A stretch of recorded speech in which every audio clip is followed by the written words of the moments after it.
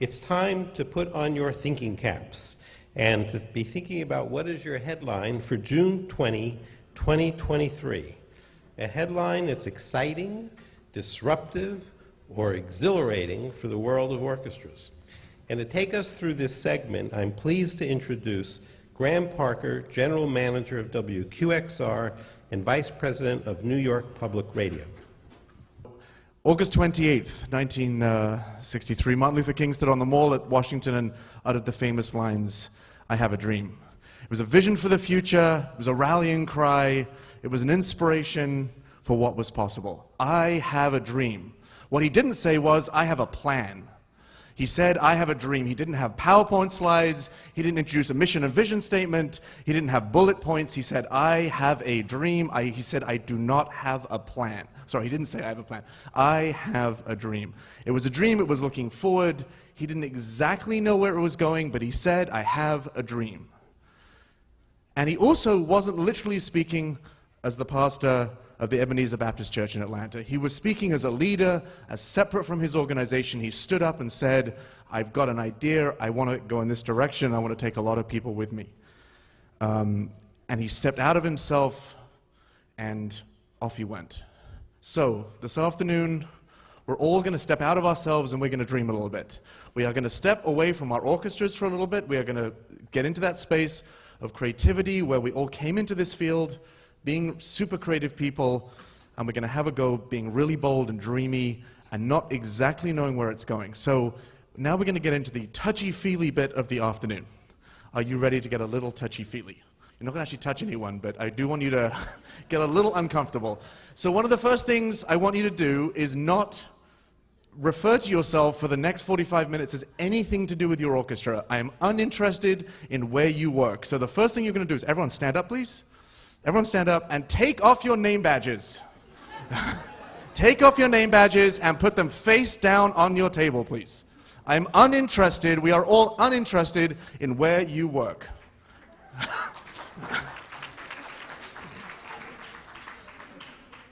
And I'm banning the following phrase.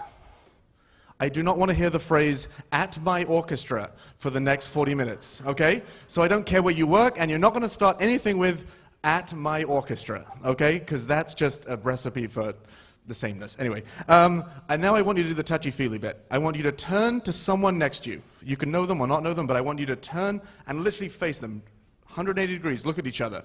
I want you to stare into their eyes. I want you to stare into their eyes. Shh, stay with me, stay with me. Stare into their eyes. Shh, listen up, listen up. And you're going to tell them your name, just your name, remember, because we're uninterested in where you work. And you're going to say, I have a dream for America's orchestras. Do that. Look at them. I see a lot of people looking in other directions. Stare them in the face. Do it again. And the second thing you're going to say is, I am the future of America's orchestras. Okay, good. Sit down. Thank you. Okay. Now we feel all a little uncomfortable. That was the whole idea, but we've shifted the energy. So what's going to happen for the next 40 minutes is, we've got 5 amazing imaginators who are going to come up and give 3-minute, really tight ideas about the future of 2023. Then we need responses from you. There are microphones in the room. I want you at microphones. And you've got about 30 seconds to respond, okay? Or give us your ideas. We've also got a fantastic hashtag, Imagining 2023. Please use it. Pull out your phones. This is the time to actively switch on your cell phones and use them while the performance is going on. We're breaking barriers here. And I want you to tweet, and we're going to be pulling up tweets on the wall as you're talking, as people are talking, and then we're going to wrap it up at the end. So my pleasure to introduce our first imaginator, if I can get the timer thing to work suddenly, is Gary Golden. Just start. All right, thank you.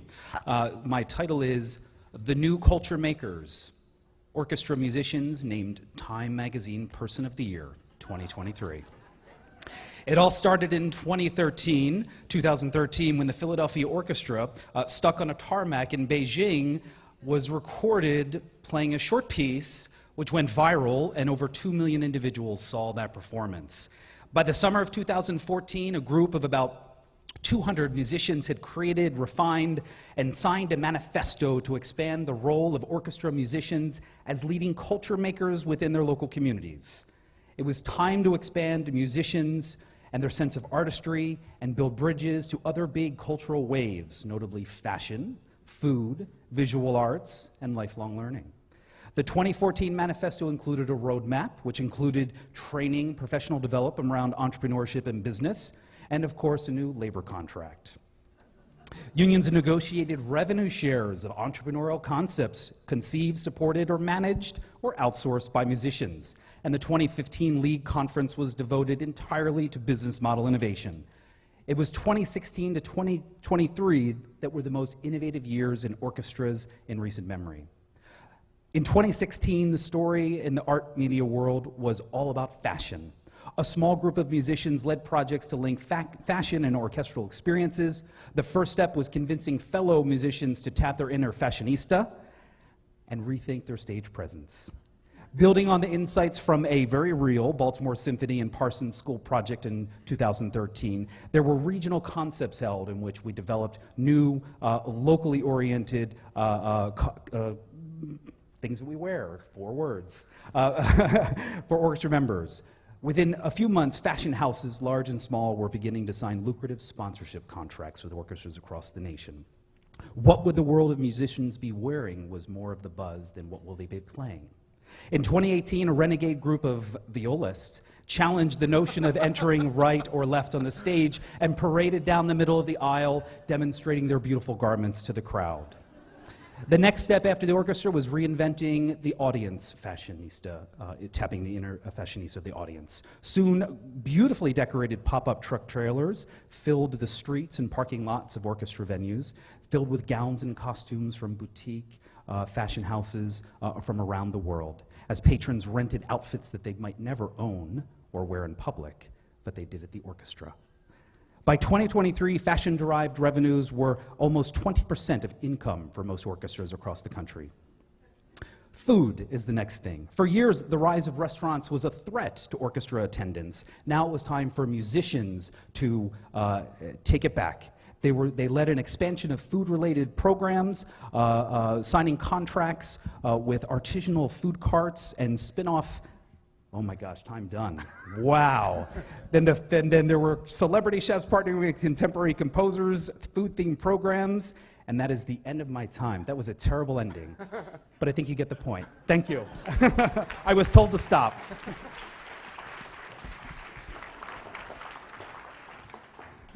Thank you. We are going to try and keep this really tight. My great pleasure now to introduce our opening conference speaker. Now to wrap us all up, Elizabeth Meritt. Thank you, thank you.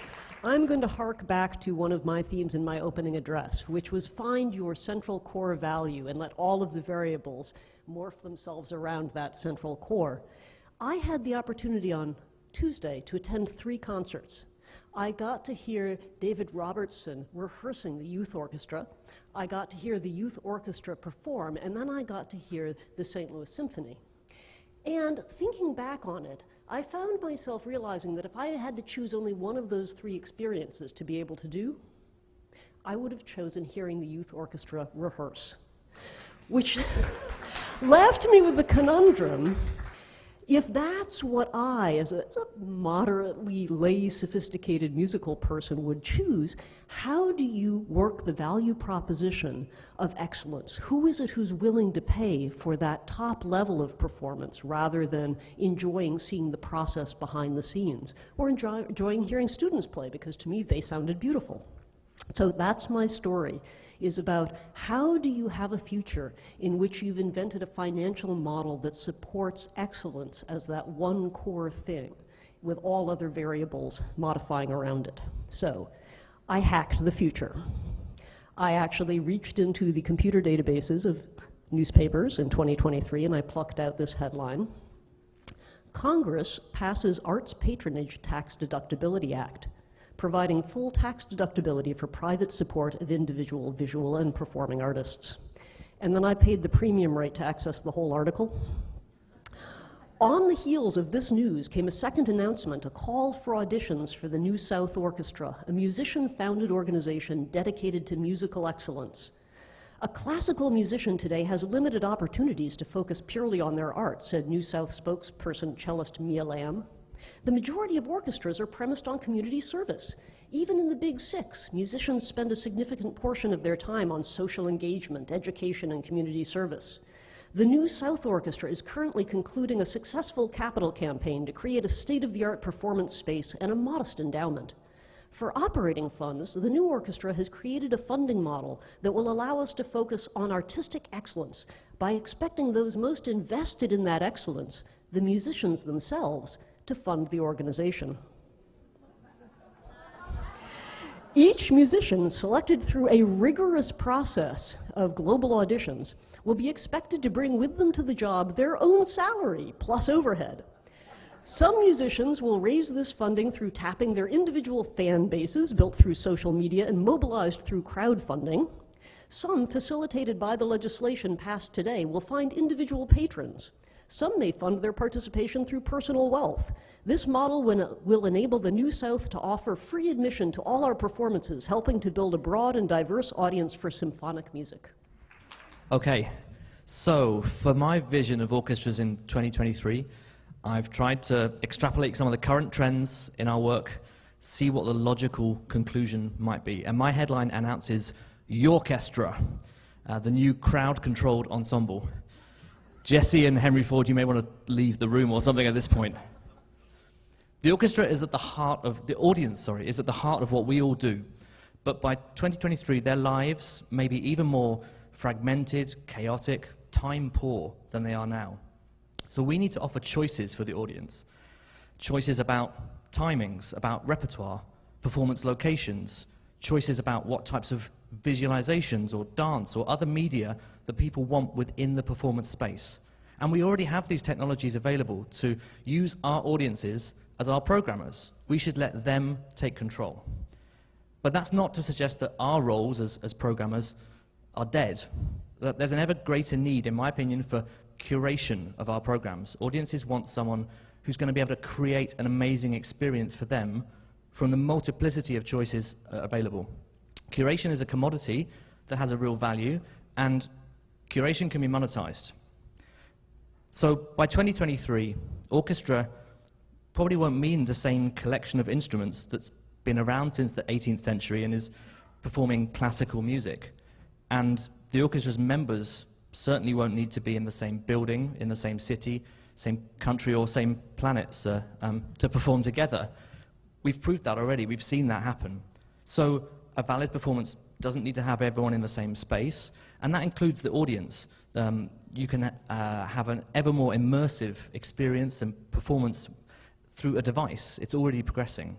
And the one thing that I will absolutely put money on here today is that by 2023, we'll have, or I'll definitely have, all sorts of shiny toys that allow you to have immersive experiences, the best seat in the house from your own home, plane, or your automated car. And it's our responsibility to research, develop, and prototype these technologies with our musicians. The collective live experience will always have a place. Audiences need a space to escape their ever-connected world, and a place where you can recover from device fatigue and have the hair on the back of your neck stand up. And what's exciting for me is that in 2023, there's a generation emerging in their 30s who've always had the internet. And for 20 years, they've had ubiquitous access to any music they want, whenever they want. And that generation will accept anything. They'll accept collaborations with physicists, poets, artists, technologists, sports coaches, hackers, anyone. For me, on my iPod, Boulez and David Bowie sit side by side. They're under B. And Boulez talked about the ensemble of possibilities, and I think that's what the Orchestra of 2023 is, the ensemble of possibilities. To be honest, we might get there sooner. Thank you.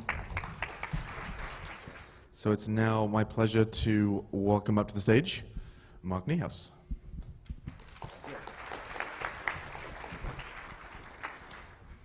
In my orchestra, no one follows the rules. I was the principal trumpet of my orchestra for 15 years before I became executive director in September.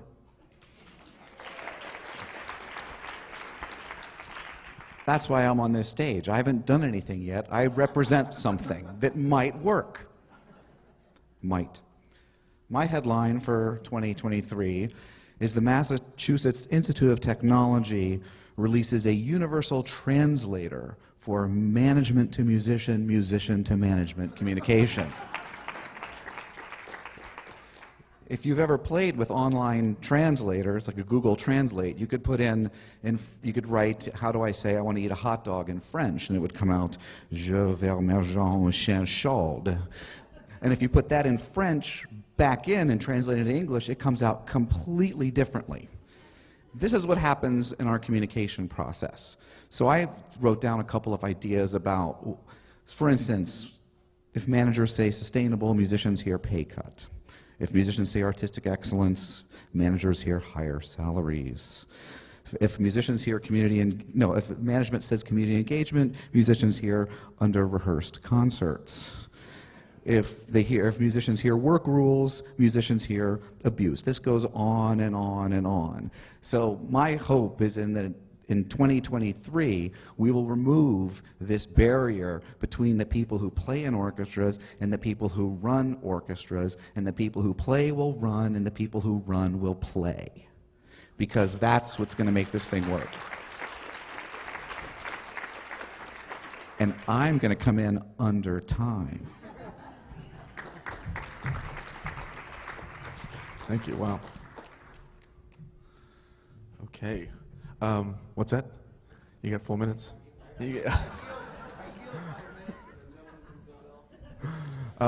Just as Stanford, and I'll use up his minute, in case you're wondering what everyone does for a living who came up on the stage, check out your programs. Also, the full bios are on the website too, so if you want to check it out. So it's my pleasure now to introduce, hold on, you're covering up the timer. It's not going to work. No. Stanford Thompson. Thanks. We've been imagining for a really, really long time. As I prepared for this, I've went back, I've read lots of stuff that several people in this room have said, and we've been saying pretty much the same thing for the past 30 years. What I want to encourage everybody in this room is to reimagine, and reimagine this idea that, that societies have failed. Where were the musicians? And the question is were your musicians there to help, or were your musicians not there to help? Where it's really obvious to see where things are going wrong, of all of the most important national priorities that we have, preparing our children is definitely one of the most important. To see what's happening with the achievement gap in the Twin Cities, some of the worst rates in the country. To see what's happening in education in California, some of the worst in the country. To see the violence that goes on in Chicago, again, some of the worst in the country. To watch school districts in my hometown like Philadelphia, and other cities like Chicago, Atlanta, even to see the things that are happening in Boston and New York. The question is, where were the musicians when all of these things were going down 10 years ago? Today's children face the promise of a new century of unparalleled opportunities in which technologies, improvements in health, expanding economies, and other advances create the hope that their future will be the brightest. But there are too many obstacles that these kids face that include poverty, violence, child abuse, limited educational opportunities, and unhealthy behaviors. The devastating economic, social, and human costs of these obstacles are indisputable. Some of these costs across the United States top $250 billion in lost revenues and taxes. Where were the orchestras to help fill some of that gap and recover that big gap? You need $40 million to survive? Great. What about the $250 billion that are lost in these kids not becoming anything? That figure of $250 billion by 2023 is estimated to be somewhere around $400 billion. And of course, that's money not invested in education and unfortunately not invested in the arts. So, of course, I come here a little bit biased. I also come here with the understanding as a professional musician, watching several of my colleagues play in your orchestras and do a fantastic job season after season. that what they deserve is pretty important, but also the communities that we live in is, quite frankly, a little bit more important. And to be able to see the impact of this work over a period of time, to reimagine is pretty much to form a new conception of what is possible. Simply to imagine is just to guess. Thanks. Thank you. I'm serious. Thank you. I'm the product of public school music education. I'm a graduate of the New World Symphony. I was a professional principal in a major symphony orchestra for 15 years, and now I'm an orchestra administrator. Thank you. What I do is important. What I do is important. We all have to do this. There's generations of people after 2023 waiting for what we do to get to them. The duck is calling me.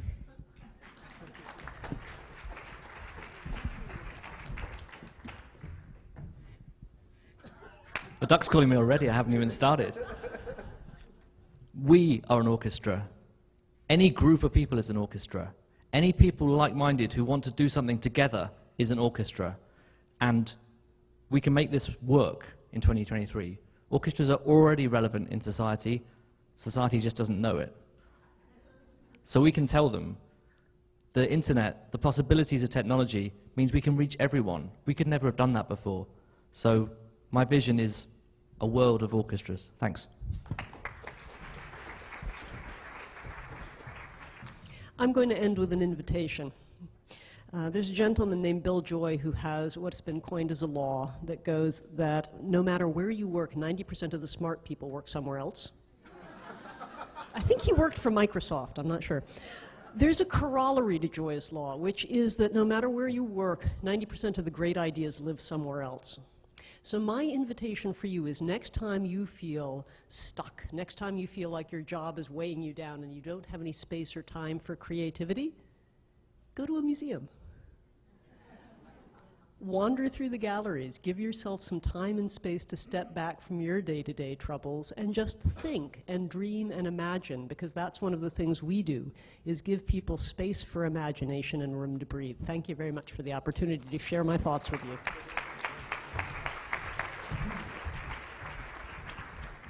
So maybe another tip.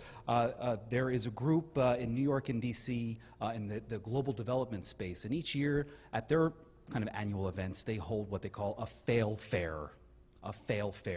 And they have wine and food, and the boss will introduce the person that lost $40,000 on a project. And that person will have 10 minutes, 10 slides to tell the story of what was their vision, what went wrong, and what were the lessons learned. So I would, and there's some crying and laughing. The more people drink, the more crying and laughing there is. But I would recommend that you consider a similar type of fail-fair activity at future conferences so we can all avoid making the same mistakes more than once. So, thank you.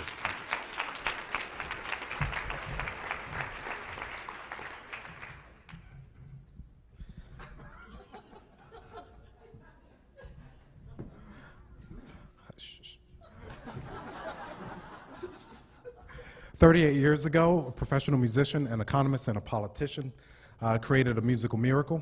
It was based on giving the citizens of that country the opportunity to make classical music at an extremely high level.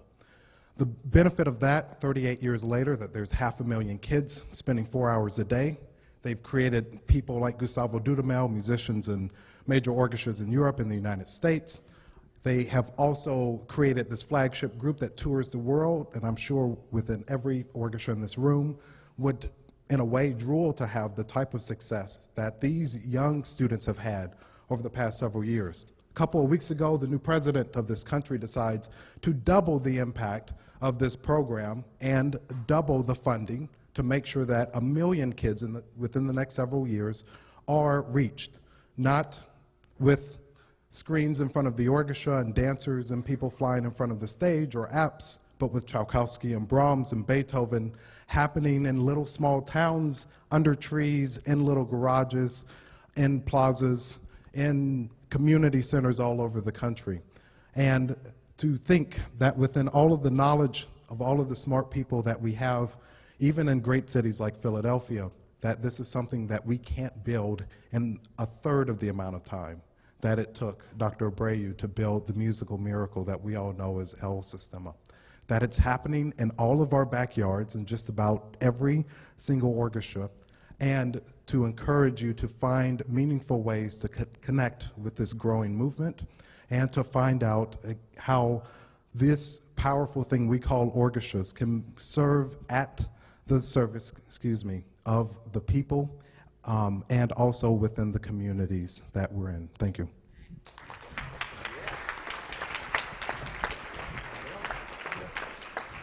So thank you all. This was just amazing to listen to all the creativity, to hear all the ideas, the freedom of stepping outside of yourself and just dreaming and imagining what the future is going to look like. It's not will look like, is going to look like, because all of you are going to make it happen. So let's end by where we actually started. Let's all stand up again, please, and we're going to repeat the exercise, okay? Because it's all with you. So again, choose the same person, stare them right in the eye, and say, I am so-and-so. I have a dream for America's orchestras. And I am the future of America's orchestras. Thank you very much.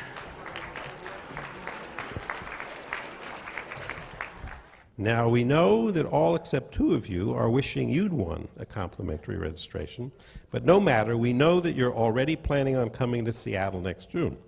And to get you really revved up, please welcome Simon Woods, Executive Director of the Seattle Symphony. Thank you, Jesse. I'd like to say, first of all, a big thank you to everybody in St. Louis. This has been a fantastic conference. Thank you to Fred and the team, and thank you to the brilliant St. Louis volunteers. Thank you. Now, when you leave the conference today, you're going to go to the airport and you're going to go home on a Boeing plane with a cup of Starbucks coffee. And you get where I'm going. And you're going to type your emails on Microsoft Outlook, and then when you finish with that, you're going to relax a little bit and you're going to read your book on your Amazon Kindle. And you might even have booked your tickets on Expedia. And when you get back home, maybe you're going to go with your families to Costco on Saturday morning and do your shopping. And each one of those things that you have done comes from a Seattle-based company. Seattle's had an outsized impact on the way we live our lives. And we are absolutely psyched next year to have you all there, because we want to have a conference that has an outsized impact on the way we live our lives as orchestra managers and involved in this wonderful business. We are really, really excited to have you in Seattle. It's a wonderful place. If you haven't been there, it's a very nice place to spend a few days, and we're planning a fabulous conference. So please come. Look forward to seeing you there. Thanks. Thank you, Simon. So thank you all for being with us this week. We hope you had a great and productive time, that you've shared ideas with each other. And I see now in the back of the room a lot of glasses of wine. And so grab one and celebrate with us. Thank you.